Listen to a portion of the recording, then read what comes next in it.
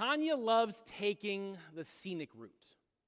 For 20 years now, I have shaken my head and laughed every time she drives past the highway and heads on to those back roads.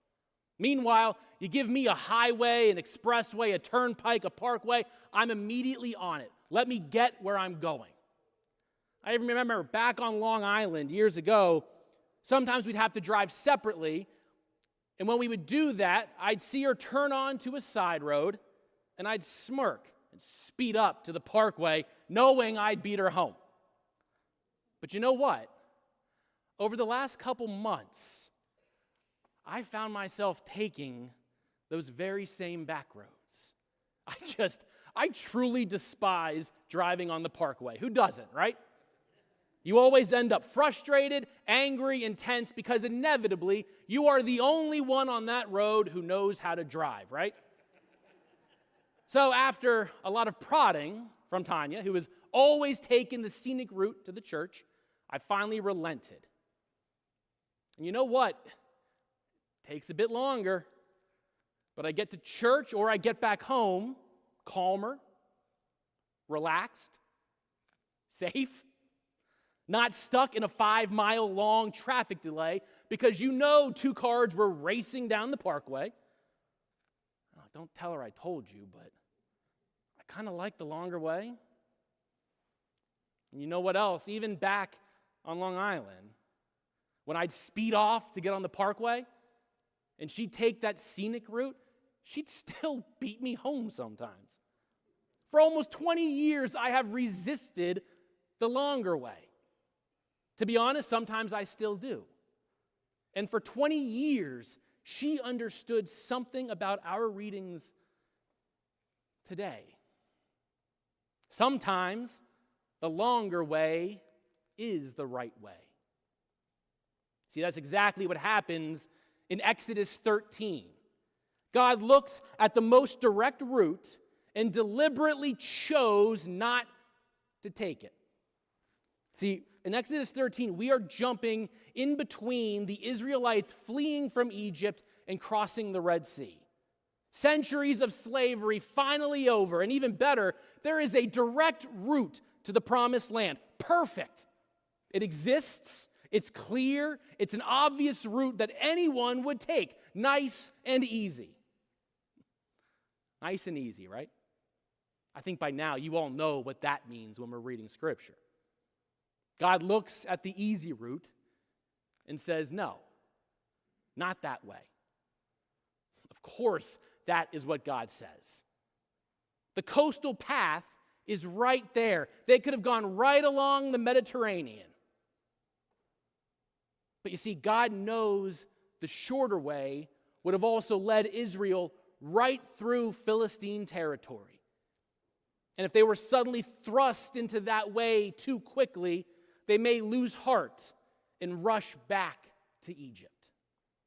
This God, the God who parts the seas and brings plagues to free the chosen people, the God who brought an empire to its knees, knows the people better than they know themselves. God knows that they are not yet ready for what's on that road. You know, so often we are left wondering, why doesn't God just wipe out all of our enemies? It's a question we are forced to face this summer as we reflect on these spirituals and the reality in which they were born. Why does God allow so much evil? That is the forever question of faith. But what we see today is that God does not simply override human circumstance. Sure, God could mow down all our enemies, but instead, God works through them, around them, within them. God looks at who the people actually are, not who God wishes them to be, not who they will eventually become, but who they are in that moment, and charts a course accordingly. And despite what we may think, that is not weakness. It's wisdom. It's a God who knows us better than we know ourselves. And so the people go the long way to the Promised Land through the wilderness, but not alone, never alone. God is with them, guiding them their entire journey. God's presence was with them. As a pillar of cloud by day and fire by night, God was with them every step of the way, saying, I am here. I see you. I know this road is long, but I know this road. Keep walking. But remember, this long way is not a punishment. It's not abandonment. It was not God forgetting the people or losing interest in them.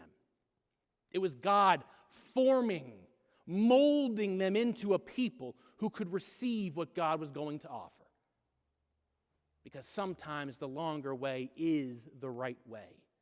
Sometimes we need to take back roads and scenic routes to get where we are ultimately going. And when it's God who chooses our way, God will always be there, guiding our feet. Guide my feet while I run this race. Just listen to those words. Guide my feet while I run this race. The people were looking for guidance within all the evil they were facing. Imagine their road. Imagine their journey. Imagine their race. And yet they weren't singing to be lifted out of the wilderness. No, they just were asking for a bit of guidance. Guide my feet while I run this race. Think about those first singing this song. People who knew the long way better than anyone else. People who had been forced onto those roads they did not choose, through suffering they did not deserve, toward a freedom they could only sing about because they would never live it. Not in this life anyway. And what are they asking for? What is their request of God? Not rescue, not a shortcut, not for God to come and wipe out all their enemies in a single stroke. Though if anyone had reason, it would be them. Instead, they ask for guidance, for God to remain close to them. Guide my feet while I run this race. Notice, though, they're still running. Right? This is not some passive spiritual looking for someone to carry them across the line. They are running on the road, but they know they will not find their way alone. They know their own sense of direction has been stolen from them along with everything else. They know the road through the wilderness is uncertain, and the only one who could possibly know the way is the God of cloud and fire, who led Israel from slavery to freedom. So they sing over and over, they sing, guide my feet while I run this race. You know, there's something about repetition in prayer that we've mostly lost over time. We tend to say something once in prayer and then move on to the next petition, as if God heard it the first time and we don't have to keep asking. But the singers of the spiritual understood that the long journey ahead would need guidance from start to finish. And the guidance needed at the beginning was not the same as the guidance needed in the middle of it. So at every twist, at every turn, at every blockade that required a moment of surrender, they continued to sing, guide my feet while I run this race, for I don't want to run this race in vain. Now, guidance is one thing, but we also know there are moments on a long journey when you don't need directions as much as you just need a hand to hold. Hold my hand while I run this race. When the road has gone long enough that your legs are shaking and your confidence vanishing and you don't think you will finish, you don't reach for a map, do you? You reach for a hand. Hold my hand while I run this race. When everyone else has failed you, listen to Proverbs today. Trust in the Lord with all your heart. Not just your mind, not just the parts that are still feeling up to the task, with your whole heart. Every little bit of it, the tired parts, the doubting parts, the parts that look at the road ahead and wonder if you still have what it takes. Then the next part of Proverbs is the real challenge. Do not rely on your own insight. Now, I don't know about you guys, but my insight in a car is always plug the address into my GPS and just do whatever it says. I'll even use GPS when I know everywhere where I'm going, just because it'll give me updated traffic information and how to avoid it. Because everything we do in life is optimized for speed and efficiency. Because God forbid we just sit and pause. What Proverbs is telling us this morning is that always leaning on our own insights, our own understanding, can be exhausting, especially when the road is long and we cannot see or know the way. When that is the case, you can always sing, "Hold my hand while I run this race." The hand that holds yours on the wilderness journey is not a hand that'll push out all the obstacles from the way.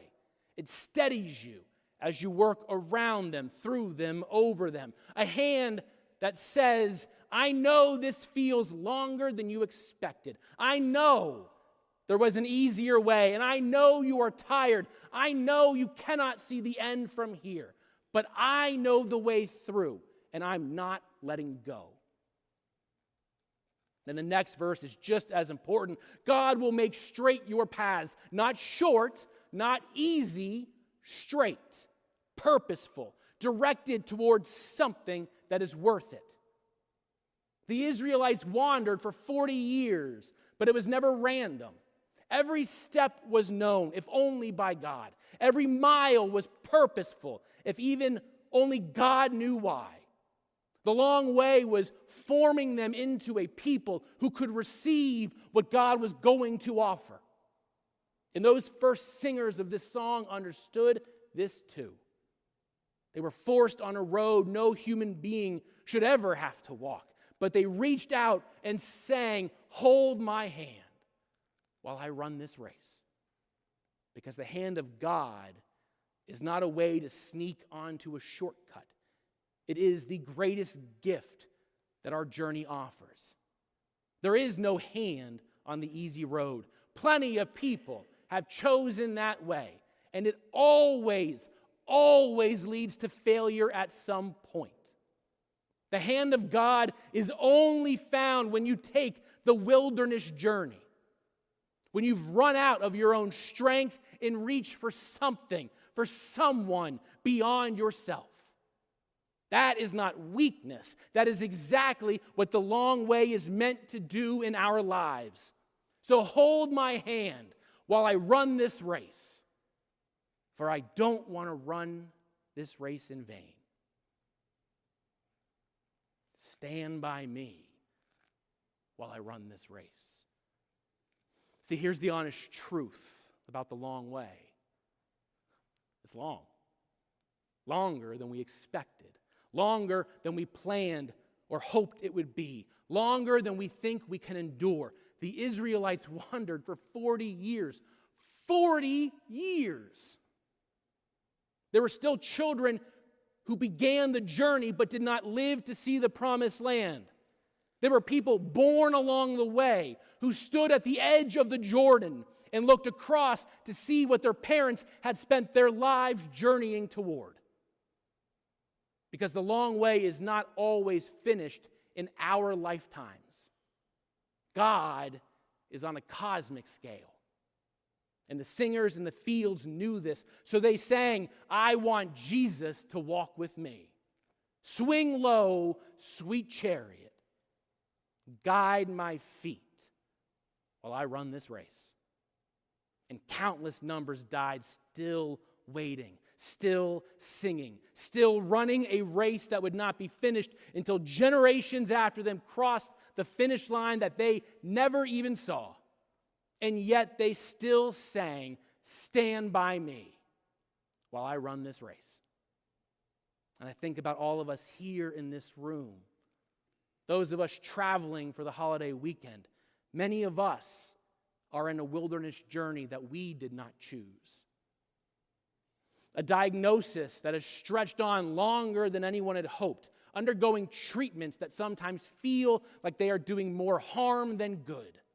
A grief that does not follow the timeline anyone else seems to expect. A faith that once felt so clear and certain, but now feels like you are walking through fog denser than you'd ever want to admit. The long way is real. The long wilderness journey is hard. And God is not asking you to pretend otherwise. Instead, God invites you to sing. Sing in your hearts, sing in your minds, sing throughout your lives. Stand by me while I run this race. Because God is next to you right now, running the race you never signed up for, but you're in the midst of anyway. God is standing by you every step, every mile, every moment when you think you can go no further. God is still there with you. And importantly, the Israelites and those first singing the spirituals, they knew they weren't on their own in this world either. They had each other, if no one else. And we all have the same. The enslaved didn't endure the fields by being strong enough to endure it alone. They survived because they sang to a God who stood beside them. And they sang together. They built communities of survival in the only spaces left to them. And that is what a church is meant to be. A place to escape the wilderness journey. A community of people who stand by each other while they run their race. Who keep singing when someone else has run out of song. Because the race is long and we were never meant to run it alone. So sing, stand by me while I run this race, for I don't want to run this race in vain. Friends, we have traveled a long way this morning, longer than any highway could have taken us. And that's exactly the point. Search my heart while I run this race. The long way searches us. It finds what is hidden within us, the fears we've been trying to outrun, the places our trust has worn thin, the parts of us that have been white-knuckling it on the parkway for years, convinced that we know a better path. Search my heart while I run this race. That might be my favorite verse of this whole song. Because it's not just about guidance. It's not just about holding my hand or standing next to me. It is asking God to search my heart. Search for what I still have. Search for what needs to be found and formed. Because on the long road, we have the time. The Israelites didn't wander for 40 years because God was too proud to ask for directions at a gas station. God always knew where they were going, but they needed time to become who they were always meant to be. The singers in the field running their impossible, painful, cruel race, singing their defiant songs, were being formed as well. They were being formed into a people of profound, unshakable, costly faith. The kind of faith that does not come on an easy road, the kind that can only be found on a long wilderness journey. So our question today is simple. What is the long way forming you into tomorrow? Not what is it costing you, though there is always a cost, but who are you becoming? Not how much longer will it take, though that is a fair question to ask to God because it's going to take a long time. But what is forming within you? When I get in the car now, I know the truth. I know what Tanya spent 2 decades trying to tell me. Sometimes the longer way is the right way. And when God chooses that path for us, our feet are guided, our hand is held, God stands next to us on the entire journey and searches our hearts to form us into something worth that journey. So sing and never stop singing in your lives. Guide my feet while I run this race. Hold my hand while I run this race. Stand by me while I run this race. Search my heart while I run this race. For I don't want to run this race in vain. Amen.